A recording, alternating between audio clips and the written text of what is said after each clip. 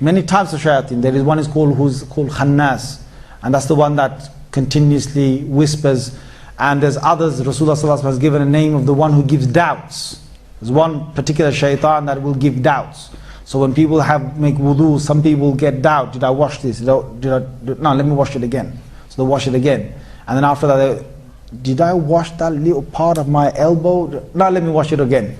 So they wash it again. This is doubt. This is doubt. And if you see any person who's in that, the best way is to get somebody who looks over them and tells them, just listen to me. Yes, you washed it. Now you just carry on. You washed it. Now just carry on, finish it. Yeah? And so, it's some kind of disorder. If you don't get them out of it, they will literally spend an hour to do wudu. Or they could spend, they might do, I've seen serious cases where it gets to the stage where they've done wudu again and again and again and again, and forget it, man, the bathroom looks like a little pool by now. There's water all over it. And then they think, what's the point, man? Let me just jump in the bath. Seriously. And then they jump in the bath, and every time they want to have a wudu, they end up having a shower. And then they get waswasa in the shower. Oh my God, what's next? Now you're going to dive into the ocean or something to make sure that it gets really, it affects them quite badly. There are some people like a waswasa specifically regarding their salah. So, they get waswasa again, did I read this? And they want to start again, and they want to start again. Again, it's a waswasa. You just got to, sometimes you might, if you feel that it's happening to you, you just have to say to yourself, no, I did it, finish, khalas. I just did it. And just move on. Or you do it once and say, done, finished, and just move on. Do the next one. Don't allow it to continue, because the continuity of if you start accepting it, then it's going to change into a kind of disorder. Now, one thing is waswasa. Next thing is, when he comes for waswasa into a house, because he comes to every single one of us, okay? Jinns have been in every single body, right? Are you scared of jinns, guys? No, you're not. You know why? Because jinns come in our bodies every single day. They do. Every single day jinns come. In fact, when you wake up for Fajr, you've got a jinn that's already tied, a shaitan that's already tied 3 knots over your head.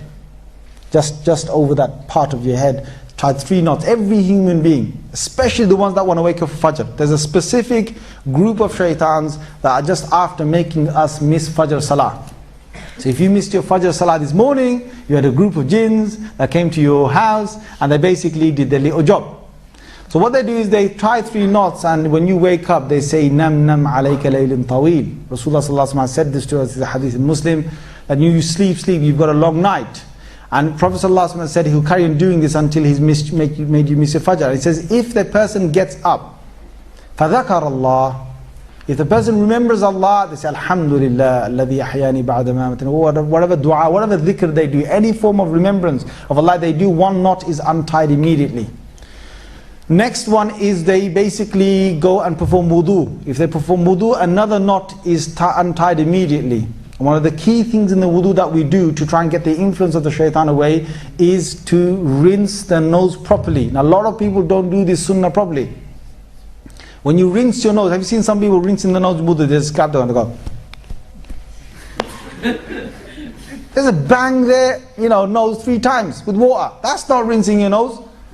Some people just get water and just go straight on top of their nose. That's not rinsing your nose.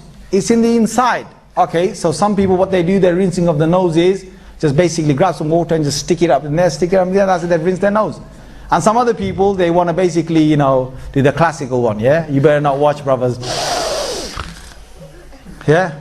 And then release some explosion from their nose.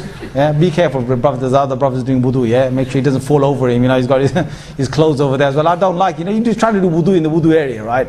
You got some brothers who are trying to do wudu. I think, are you doing wudu or are you making me do wudu?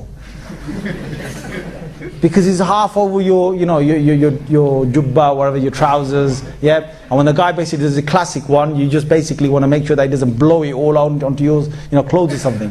So anyway, the sunnah regarding this, and it's very important because Rasulullah sallallahu alaihi wasallam said that فَإِنَّ الشَّيْطَانِ يَبِيتْ فِي خَيْشُومِ. Rasulullah sallallahu alaihi wasallam said that the shaitan sits just at the end of your nostrils, within just your nose. He sits there throughout the night because you're in forgetfulness, you're not in a state of dhikr. And to get the influence of shaitan away is to take water to snuff it up to the bridge of the nose, and then to sniff it out, both sort of parts.